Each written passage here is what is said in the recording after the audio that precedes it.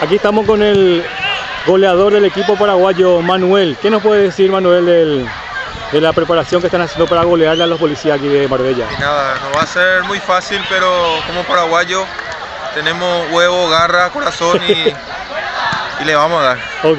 ¿Cómo es tu nombre? Risi, Dici, ¿de qué parte de Paraguay sos? de Oleari. Oleari. Sí. ¿Hace cuánto estás aquí? Hace 3 años. 3 años. ¿Querés mandar un saludo a tu gente? Sí, un saludo a mis padres, que los extraño mucho, que ya pronto estaré con ellos. Roja y Ju, Paraguay. Que estoy bastante bien, gracias a Dios, que estoy trabajando ahora por suerte. Sí. ¿De qué parte sos? De Carapeguá. Carapeguá. Sí. ¿Hace cuánto estás aquí? Más de 5 años que estoy aquí. Más de 5 años. Sí, la verdad. ¿Y cómo te sentís? Sí, bastante bien.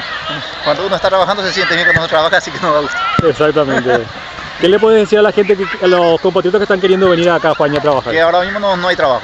Que no se vengan los Haifu Paraguay.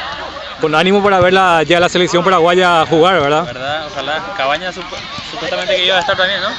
Y ojalá, por lo menos en espíritu, ¿verdad? En el espíritu, va a estar ahí. Exactamente. ¿Querés mandar un saludo a tu gente de Paraguay? Sí, un saludo a todas las chicas más bien, ¿no? A todas las chicas. Sí, ¿De qué parte sos?